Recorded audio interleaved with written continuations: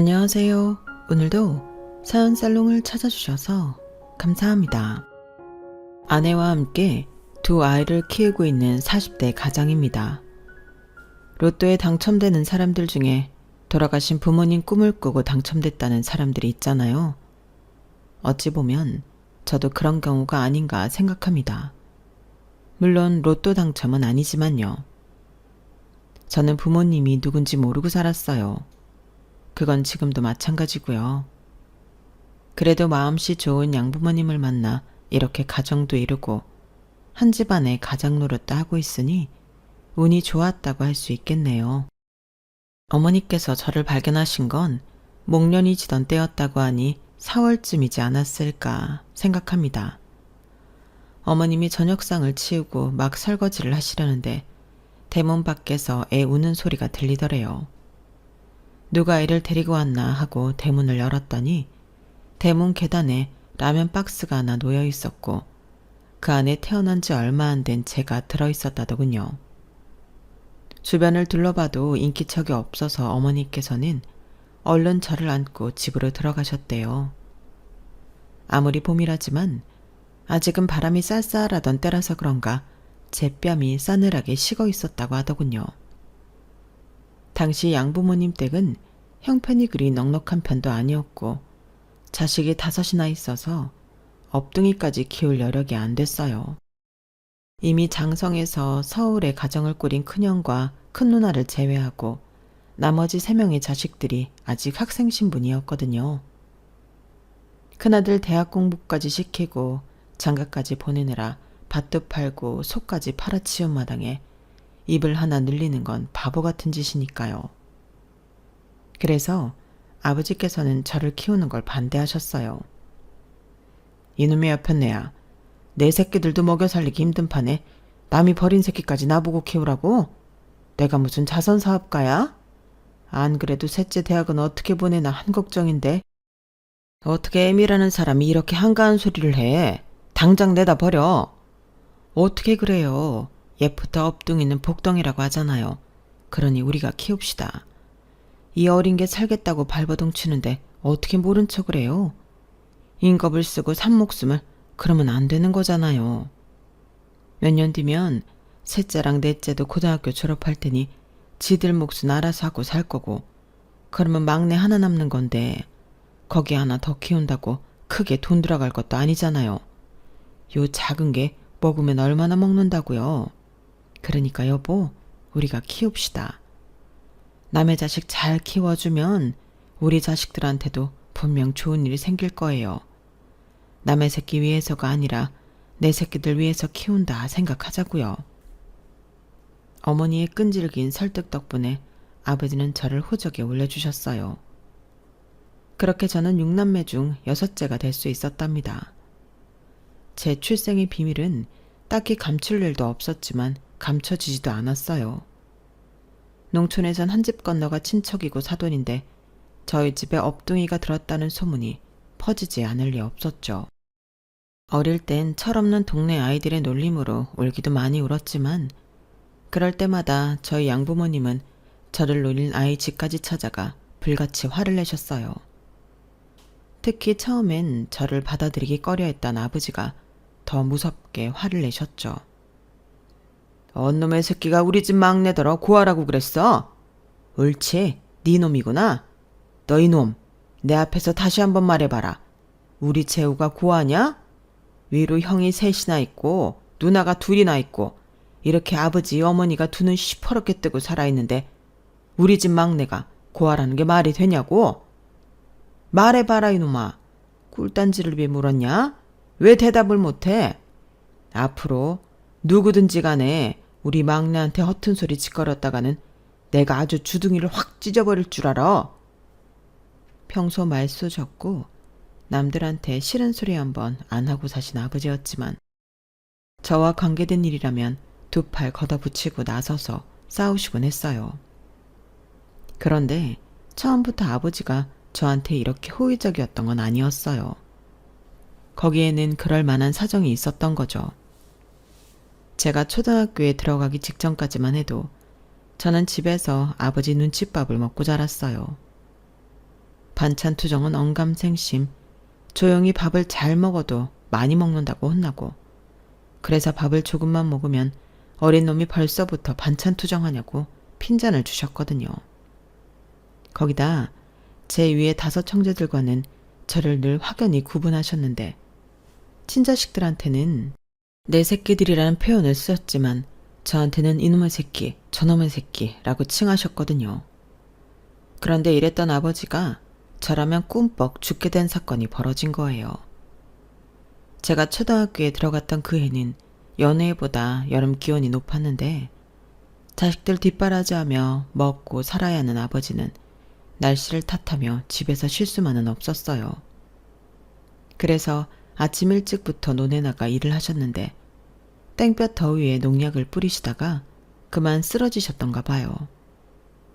저는 학교에서 집까지 가려면 가는 길에 저희 논 옆으로 지났어야 했는데, 그때 마침 논두렁에 사람 손이 툭 튀어나와 있는 게 보이지 뭐예요. 혹시 아버지가 낮잠을 주무시고 계신가 해서 가봤더니 농약통을 등에 진 채 바닥에 쓰러져 계시더라고요. 그 길로 옆논으로 달려가 한창 일하고 계신 동네 어르신을 불렀고, 그분들 덕에 아버지는 의식을 차릴 수 있었어요. 그렇다고 그 일로 바로 저를 대하는 아버지 태도가 바뀐 건 아니고, 이후에도 비슷한 일이 있었어요. 이듬해 봄이었는데 아버지가 밭일을 하시다가 뱀한테 물리신 거예요.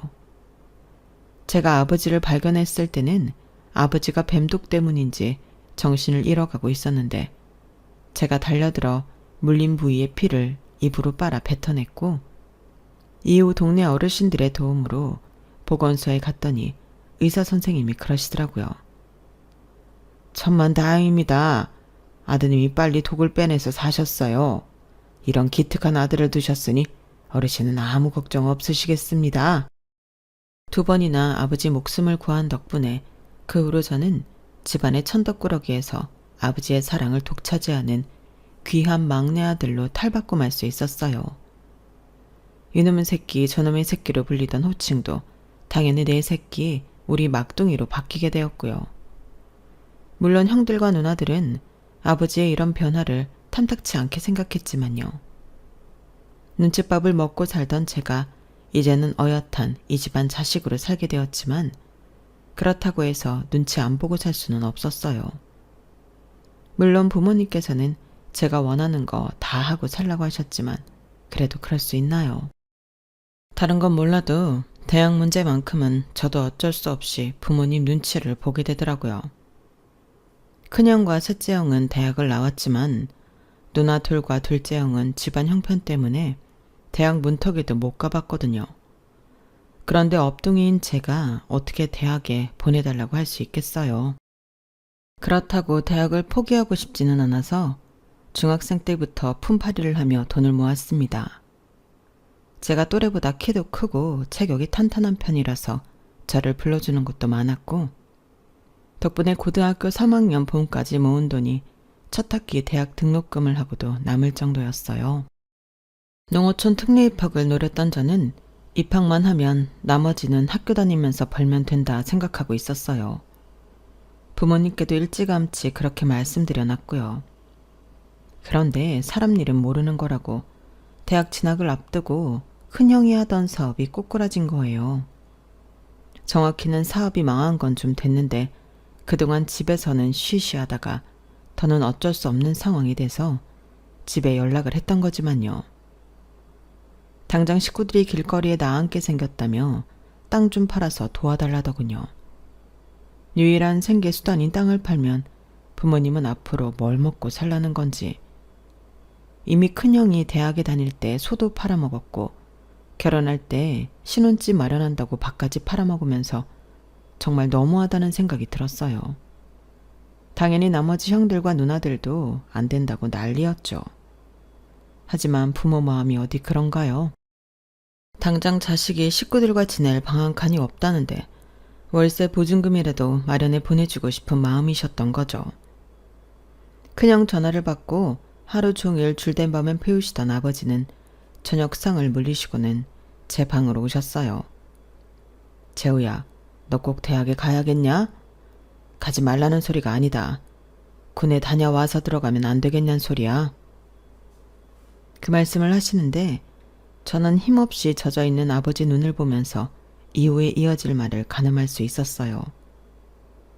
제가 대학에 가려고 마련해둔 돈을 달라는 말씀을 하실 게 뻔했거든요. 제 진심은 그러고 싶지 않았지만 어린 자식한테 이런 말을 꺼낼 수밖에 없는 아버지 심정을 생각하니 모른 척할 수만은 없었어요. 그래서 책상 서랍 깊숙이 숨겨두었던 통장과 도장을 꺼내서 내밀었어요. 아버지, 이거 큰형님 주세요. 아버지 말씀대로 저는 군대 먼저 다녀와서 대학 가도 되니까요. 입대 전에 막노동 좀 해서 돈 좀 모아두죠 뭐. 미안하다. 애비가 돼서는 자식놈 공부는 못 시킬 망정 지가 벌어 장만한 등록금까지 뺐다니. 대신 아버지가 네 대학 공부만큼은 꼭 시켜주마. 아버지는 제 손을 잡고 약속을 하셨어요. 하지만 아버지의 그 약속은 영영 지킬 수 없게 되고 말았어요. 제가 병장을 달고 얼마 안 됐을 때 부대로 아버지 부고가 날아왔거든요.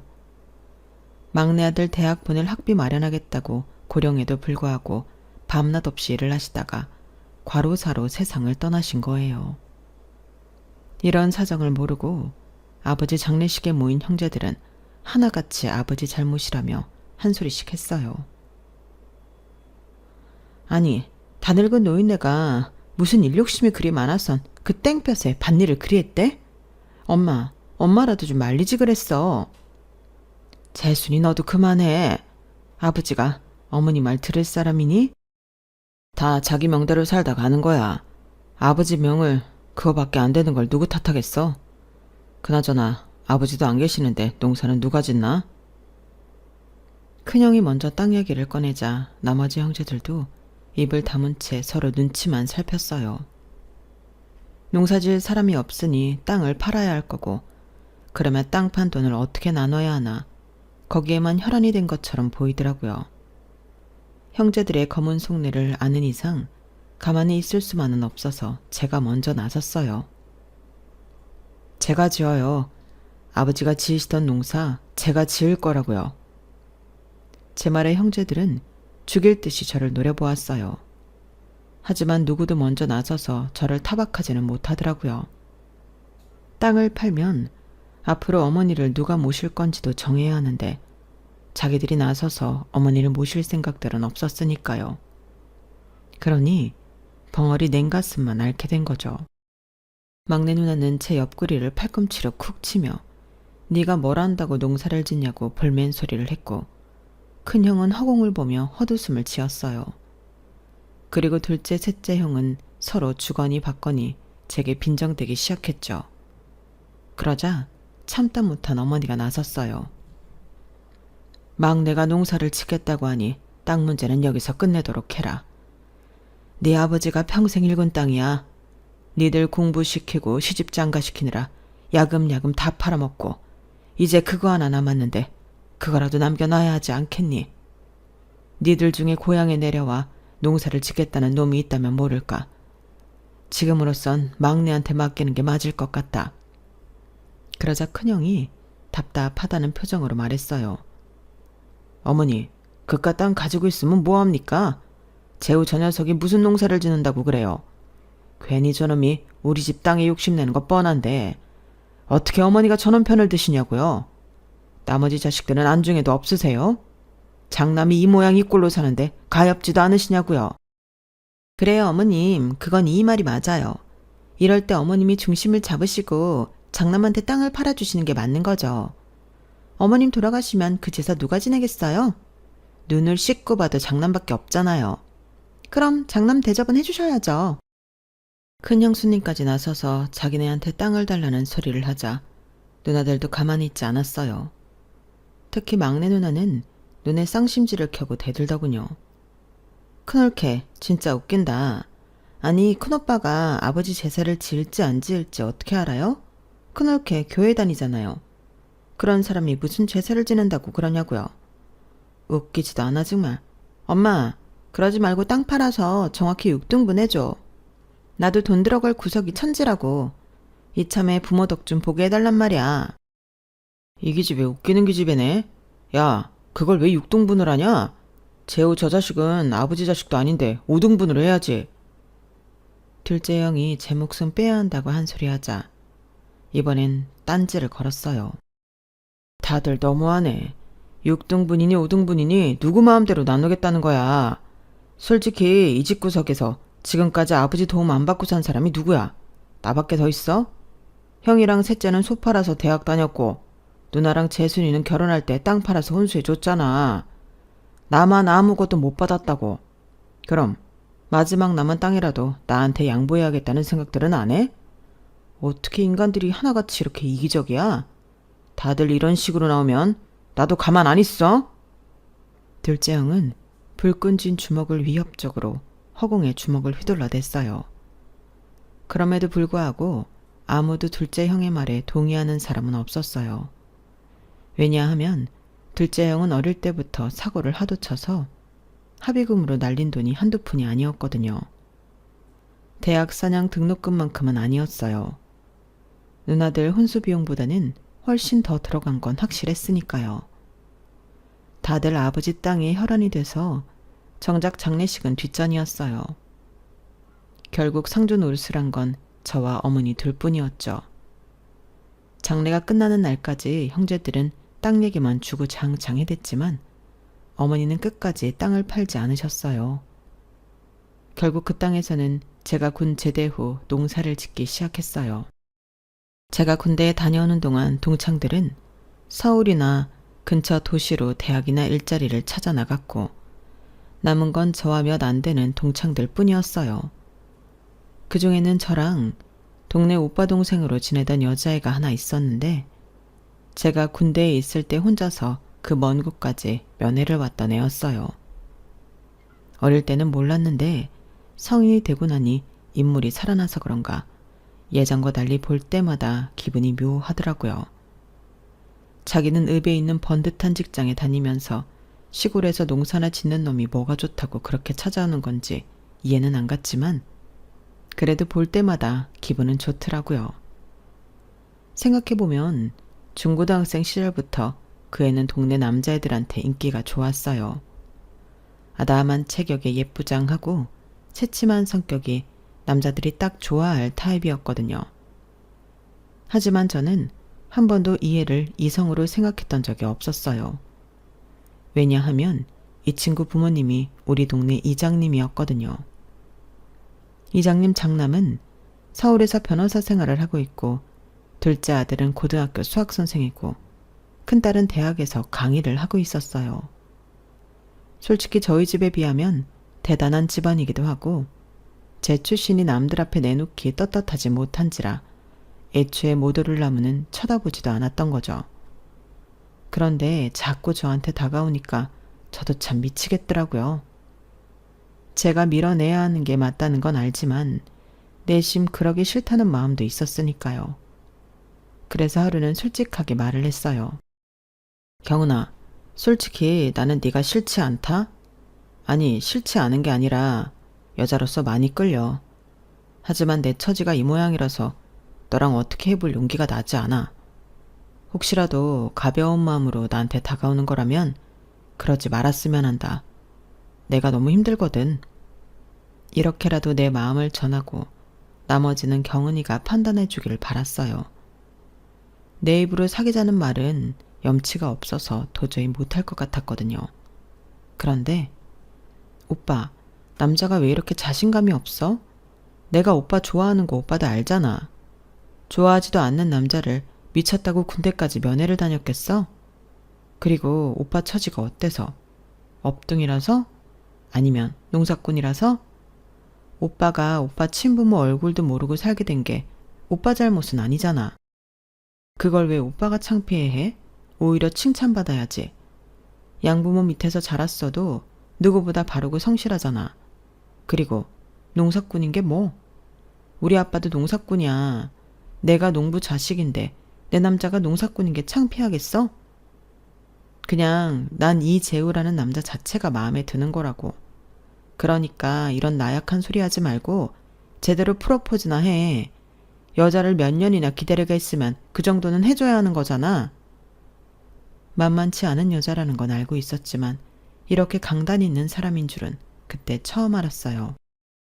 이 정도로 강한 사람이라면 나 같은 놈이랑 만나서도 꿀리지 않고 버텨나갈 수 있겠다는 확신까지 들더라고요. 그래서 그날 밤 예정이 없던 프로포즈를 했고 그렇게 우리는 사귀게 되었어요. 하지만 경은이랑 사귀는 동안 이장님께는 솔직하게 우리의 교제 사실을 알리지 못했어요. 그랬다가는 당장 헤어지라는 소리를 들게 될 것 같았거든요. 그런데 그러던 어느 날 이장님이 저희 집에 오셔서 그러시는 거예요.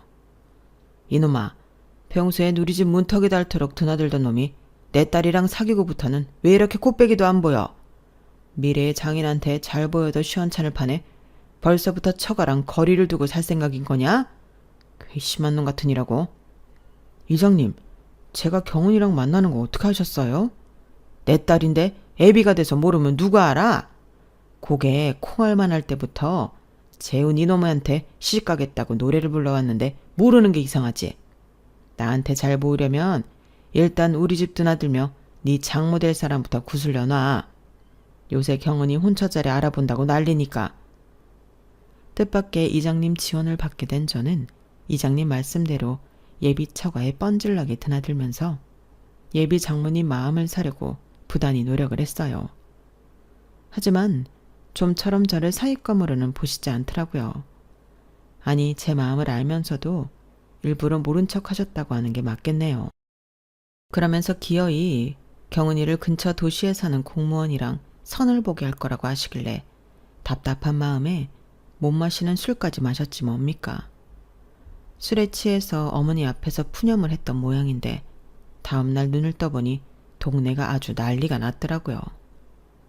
저희 어머니께서 이장님 댁에 찾아가 경은이 어머님께 따졌던 모양이었어요. 우리 막내가 어때서 이렇게 사람을 무시하는 거야? 우리 막내처럼 착하고 성실한 사람이 어디 흔한 줄 알아?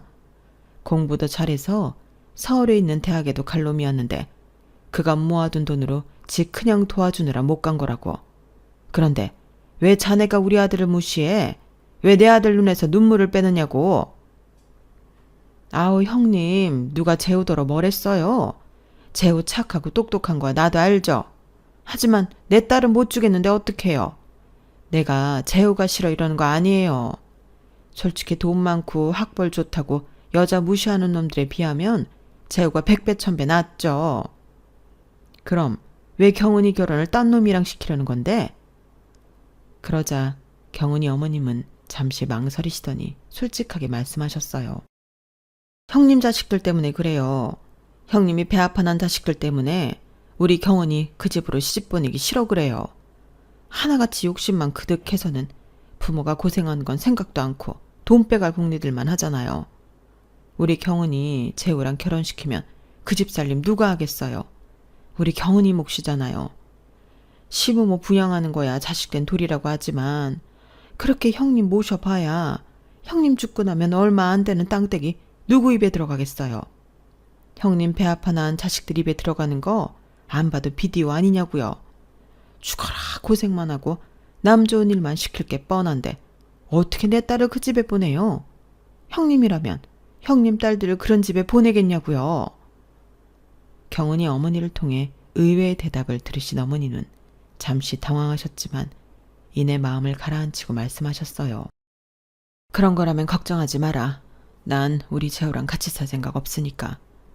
재호 결혼하면 따로 살림 차려줄 거고 나 죽고 난 뒤에 땅이랑 집은 우리 돕고 밥 챙겨 먹이는 자식한테 줄 거야. 아우 형님, 형님이 그런다고 형님 자식들이 그 뜻을 따른대요? 어림도 없어요. 그 말에 어머니는 이장님 댁 거실로 성큼성큼 들어가 병에 걸린 달력 뒤편에 각서를 쓰셨어요. 저를 따로 분가시키겠다는 것과 전 재산을 우리 집 강아지 돕고 밥 챙겨주는 자식한테 주겠다는 내용이었어요. 그랬더니 경은이 어머니도 지지 않고 서울에서 변호사 생활을 하는 큰아들한테 전화해 이 각서가 법적 효력이 있는 건지 물으셨고 공증을 받아야 한다는 말에 두 분이 인근 도시까지 나가 각서에 공증까지 받아오셨어요.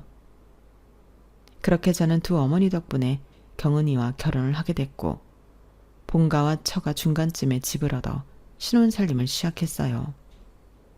아침마다 아내를 트럭에 태워 읍에까지 출근을 시키고 밤에는 트럭을 끌고 읍에 가서 아내를 데려오곤 했어요. 남들은 이런 저를 보고 팔불출이라고 놀려댔지만 좋은 걸 어쩌겠어요. 아무것도 없는 나를 믿고 어려운 결정을 해준 사람인데 서울이라고 출퇴근을 못 시키겠어요? 저는 고작 아내 출퇴근을 시키는 정도였지만 아내는 저보다 더 저와 제 어머니를 아껴주었어요. 아버지 장례식 이후 땅 안 팔아준다고 삐쳐서 고향의 발길을 끄는 형제들을 대신해 아내 혼자 아버지 제사도 준비하고 명절에도 아내 혼자 차례상을 차렸거든요. 거기다 철철이 어머니 옷이며 화장품, 심지어 속옷 하나까지 챙겼어요. 그러는 와중에 남매까지 출산해 육아까지 해냈으니 강철 여인이 따로 없었죠. 이런 사람을 제가 어떻게 안 예뻐할 수가 있겠어요. 저희 어머니도 입버릇처럼 우리 막내 며느리는 똥도 버리기 아깝다고 하실 정도였으니 말 다 했죠. 아버지가 남겨주신 땅에서 시작해 조금씩 땅을 넓혀간 저는 10년 남짓한 기간 동안 일대 땅을 거의 다 사들였어요. 아내 권유로 시작한 인터넷 농산물 직배송 사업이 잘 된 덕분이었죠. 농한기 때는 동네 어르신들을 모시고 동남아로 단체 관광도 떠나고 인근 도시에 유명 트로트 가수 콘서트가 있다고 하면 관광차를 대절해 어른들을 모시고 다녀오곤 하는데 동네 어르신들 호응이 얼마나 좋은지 몰라요. 덕분에 차기 이장감이라는 소리를 듣고 산다니까요. 이제는 힘든 시기도 다 지나고 인생을 즐기면서 살 수 있는 형편이 됐는데 하필 이때 어머님이 노환으로 세상을 떠나셨지 뭐예요. 이참에 애들 등교를 시키고 어머니 댁에 문안인사차 들렸는데 안에서 인기척이 없는 거예요. 그래서 안방문을 열어보니 어머니께서 아직 주무시고 계시지 뭐예요. 평소 같으면 동도 트기 전에 일어나 거실에서 아침 뉴스를 보시던 분이 말이에요. 혹시 어디가 아프신가 해서 어머니를 흔들어 깨웠는데 감촉이 이상하더라고요. 어머니 코 밑에 손을 가져가 보니 숨을 쉬지 않으시는 거예요. 이미 숨이 끊어진 이유더라고요. 어머니를 끌어안고 한참을 울다가 서울에 있는 형제들한테 전화를 했어요.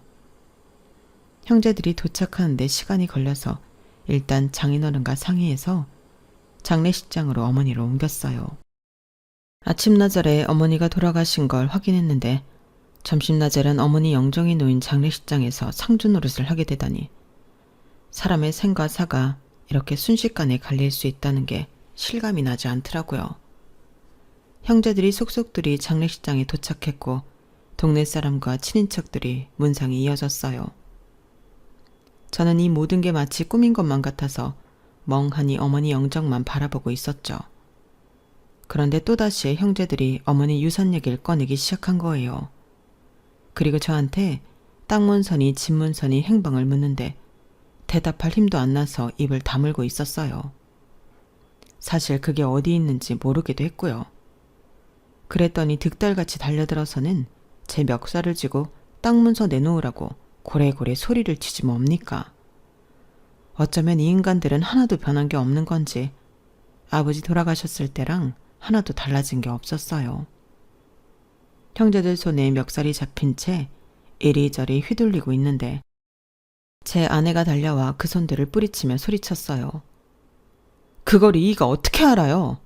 그렇게 땅 문서가 갖고 싶었으면 어머니 살아계실 때 집에 자주 들러서 봐두시지 그랬어요. 10년 가까이 콧배기도 안 보이다가 어머니 돌아가셨다니까 유산 챙기겠다고 왔으면 창피한 줄이나 알고 저어시 하라고요. 우린 땅 문서인지 집 문서인지 어디 있는지 모르니까 가서 집을 뒤지든 땅을 뒤지든 알아서 찾아가세요. 그리고 경고하는데 한 번만 더 남편한테 이런 식으로 굴면 그땐 법정에서 보게 될 줄 아세요. 눈에 도끼를 품고 소리치는 제 아내의 모습에 형제들은 하나둘 자리를 뜨기 시작했어요. 보아하니 어머니 댁에 가서 문서를 차리려는 모양이더라고요. 이 모습을 가만히 지켜보시던 장인어른은 제 옆에 오셔서 등을 토닥여 주었어요. 그래도 안사돈 옆에 이렇게 착한 아들이 하나라도 있어서 다행이네. 지부모 장례식장에서까지 돈만 밝히는 저 짐승 같은 놈들 때문에 마음 다칠 거 없다. 넌 그저 어머니 가시는 길 마지막까지 잘 보내드리면 돼. 그렇게 자식 노릇하면 되는 거다. 장인어른의 위로에 저도 모르게 눈물이 흘렀어요. 내 처지가 슬퍼서 그랬던 건 아니고 우리 어머니가 가여워서 눈물이 멈추지 않더라고요. 그날 어머니 댁에 가서 온 집안을 뒤엎고 문서를 찾던 형제들은 결국 아무것도 찾지 못한 채 장례식장으로 돌아왔어요. 그리고는 재차 제게 문서들의 행방을 물어댔어요. 모른다고 몇 번이나 답을 하자 큰 형이 나서서 제안을 하나 하더라고요. 좋아. 그럼 누가 됐든 먼저 문서를 찾는 사람이 땅이고 집이고 다 갖는 걸로 하자. 어때? 그리고 혹시라도 나중에 딴소리 하는 사람이 있을지 모르니까 각서를 작성해서 공증부터 받자고.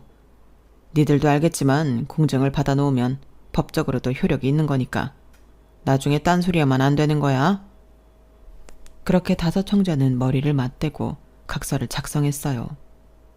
마침 변호사인 처남이 장례식장에 와 있던 참이라 변호사 입회하에 각서는 작성됐고 장례식이 끝난 뒤 공증 작업까지 마쳤어요. 그리고 그날부터 어머니 댁은 수시로 찾아와 집안을 뒤지는 형제들 때문에 난리법석이었어요. 어머니가 키우시던 개 독구가 잠도 제대로 못 잘 정도로요. 그래서 형제들한테 얘기해서 독구를 우리 집으로 데리고 왔어요. 어머니도 안 계신데 잠자리까지 바뀌면 힘들어할까봐 개집 채로 옮겨다 마당에 놓았죠. 아침 저녁으로 독구 밥 주러 어머니 댁에 가곤 했는데 그때마다 엉망이 되어버린 집을 보는 게 너무 힘들었거든요. 이제는 독구를 우리 집에 데려다 놓았으니 더는 그 꼴을 안 봐도 돼서 다행이다 싶었어요. 그런데 그날 밤 꿈에 어머니가 나오신 거예요. 저희 집 마당이 놓인 평상에 앉으셔선 독구집을 손가락으로 가리키고 계시지 뭐예요. 어머니 언제 오셨어요? 오셨으면 안으로 드시지 왜 거기 계세요? 혹시 독구가 걱정돼서 오신 거예요? 그런 거라면 걱정 마세요. 독구 밥은 제가 잘 챙기고 있으니까요. 그런데도 어머니는 빙그레 웃으시면서 계속 독구 집만 가리키고 계시지 뭐예요. 도대체 왜 이러시나 의아하던 차에 아내 목소리에 꿈에서 깨고 말았습니다. 눈을 떠보니 아침에 아내가 독구 밥을 주러 나갔다가 저를 불러대지 뭐예요. 손에 검은 봉지를 든 채 말이죠. 독구집 청소해 주려고 바닥에 깔린 낡은 옷가지를 치웠는데 거기서 이게 나왔다는 거예요. 몇 겹으로 단단하게 쌓여있는 비닐봉지를 뜯어보니 세상에 형제들이 그토록 찾던 땅이랑 집 문서가 거기 들어있지 뭡니까. 형제들한테 연락하기 전에 장인어른께 먼저 그 얘기를 했더니 옆에서 듣고 계시던 장모님이 안방으로 달려가 뭔가를 꺼내오셨어요. 이거야. 자네 어머니가 나한테 써줬던 각서. 난 이게 뭔 소린가 했더니 정말 독구 밥 주는 자식한테 유산을 남겼네? 장모님이 내민 각서에는 저희 부부가 결혼 전에 2 어머니께서 약속하셨던 내용이 적혀 있었어요. 하나는 분가를 시키겠다는 것과 다른 하나는 유산을 독구 밥 챙겨주는 자식한테 모두 주겠다는 내용이었죠. 안사돈이 현명한 판단을 하셨구만. 일단 자네 형제들부터 부르게. 다들 있는 앞에서 각서 들고 확실히 해놔야 뒤탈이 없으니까. 그리고 경은아, 네 오래비도 불러라. 변호사가 옆에 있어야 그것들이 딴소리를 못할 거 아니냐? 문서를 찾았다는 연락에 다들 득달같이 달려왔어요. 그러면서 애초에 저는 친자식이 아니니 유산 상속에서 제외해야 한다며 자기들끼리 나눠 가지겠다고 하더군요. 그 말에 장인어른이 어머니가 남긴 각서를 바닥에 펼치셨어요. 그건 안 되겠네. 이미 자네 어머니가 10여 년 전에 이런 각서를 남기셨거든. 여기 적힌 대로 독구 밥 챙겨주는 자식한테 주겠다고 써있는 거 보이지? 그럼 묻겠네. 자네들은 그동안 독구 밥을 몇 번이나 챙겨줬나? 한 번이라도 챙겨준 사람이 있으면 말해보게. 아무도 없지? 부모가 세상을 떠났는데도 상주 노릇은 할 생각도 않고 땅 문서 찾겠다고 집을 그 꼴로 만든 것들이 자기 어머니가 아끼던 걔한테 밥 한 번 챙겨줬을 리 없잖는가. 그러면서 무슨 부모 요산을 받겠다고 그래? 니들처럼 인간 같지도 않은 것들한테 그럴 권리가 있기는 해? 여기 변호사도 있으니 이 각서가 효력이 있는지 물어보고 확인이 끝나면 내 집에서 나가주게. 네 놈들이 오니까 아주 집안에서 똥꾸렁내가 진동하는 것 같아서 못 참겠어. 결국 그날 형제들은 변호사인 큰처남한테 사실 확인을 받고도 못 믿겠다며 욕설을 퍼부으며 집을 나섰어요. 하지만 그날 이후 누구도 유산에 대해 소송을 걸거나 딴지를 걸어오는 일은 없었어요. 해봐야 소용이 없다는 걸 알아서 그런 걸 테죠. 솔직히 어머니가 남긴 유산에 대해서는 딱히 욕심이 없어요. 제가 그동안 벌어놓은 재산만으로도 충분히 살아갈 수 있으니까요. 하지만 부모를 자기들 필요할 때만 빼먹는 벽장 속 곶감처럼 생각하는 인간들한테는 10원짜리 동전 하나 주고 싶지 않습니다. 그런 자식들보다는 늘 어머니 곁을 지키며 재롱을 떨었던 독구가 더 낫다고 생각하거든요. 부모 얼굴도 모른 채 집 앞에 버려진 저를 길러주신 양부모님 제사는 제가 살아있는 동안 끝까지 지낼 생각입니다. 혹시라도 제가 문서를 못 찾을까봐 꿈에까지 찾아와 알려주시던 어머니를 제가 어떻게 모른 척 하겠습니까? 끝까지 어머니 곁을 지켜준 독구도 잘 키울 테니 어머니는 아무 걱정 마시고 그곳에서 아버지와 함께 편히 쉬시길 바랍니다. 지금까지 제 사연을 들어주셔서 감사합니다. 여러분들도 하루하루 행복한 삶을 사시길 바라며 건강하십시오. 여러분, 사연 댓글에 응원과 현명한 조언 부탁드려요. 좋아요와 구독은 저에게 큰 힘이 됩니다. 오늘도 좋은 일 가득하세요.